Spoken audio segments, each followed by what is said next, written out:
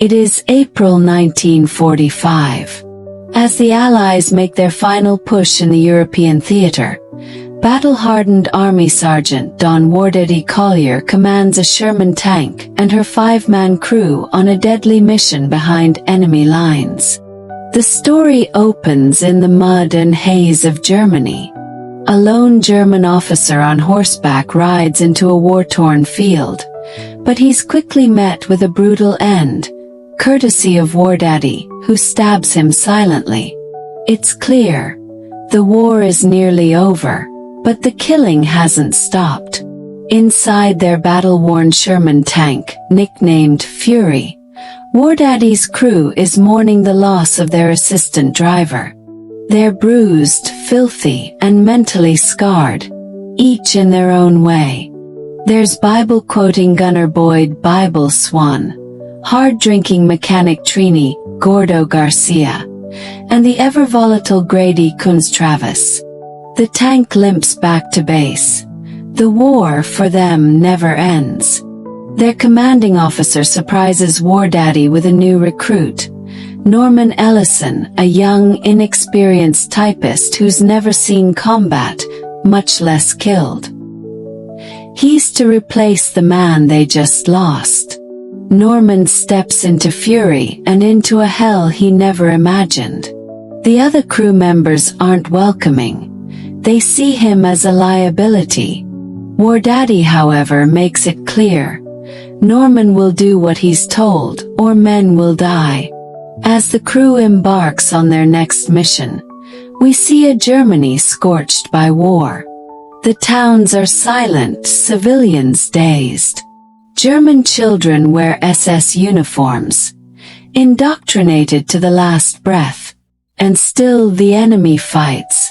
Norman, shaking, hesitates during a skirmish and fails to shoot a young German soldier.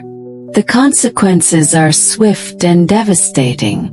Wardaddy takes it upon himself to make Norman pull the trigger next time, even if he has to force it. We begin to understand the dynamics of the Fury crew. They are bound not by friendship but by survival. Inside the tank, it's a brotherhood forged through fire. Outside, the world is chaos. The tank is more than metal. It's a moving coffin and sanctuary all at once. During a brief reprieve in a recently secured town, Wardaddy and Norman encounter 2 German women in an apartment. The moment is surreal. They eat eggs, drink coffee, and pretend to be normal, if only for a moment. But the others arrive, and the illusion is shattered. The war infects even moments of peace. Soon orders arrive. Take and hold a key crossroads, whatever the cost. As they roll out, tensions simmer, but each man knows there's no turning back. On the road, they face sniper fire, landmines, and a terrifying encounter with a heavily armored German Tiger tank. In one of the most intense and realistic tank battles ever filmed, Fury and her crew outmaneuver and destroy the Tiger, but not without loss. The cost of survival climbs. Their tank, damaged but operational, finally reaches the crossroads. And then comes the sound, the unmistakable, thunderous rhythm of hundreds of enemy boots. What follows next is a stand like no other, but that's where we stop. This isn't just a war movie. Fury is a character study in extremity of what happens when ordinary men are pushed beyond the moral edge. The tank isn't just steel. It's a crucible where humanity is tested, burned, and often lost. Fury isn't about the glory of war, it's about survival, trauma, and the thin line between duty and madness. Every moment is soaked in grit, and every silence is heavier than words. By the end, what matters isn't who lives or dies, but what they lose in the process. And that is the story of Fury.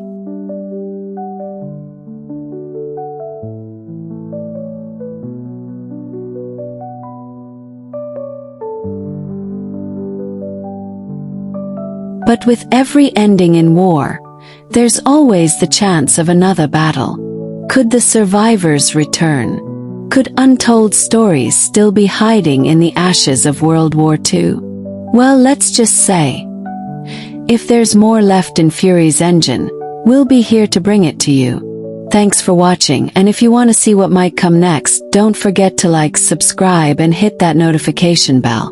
Because sometimes the war never really ends.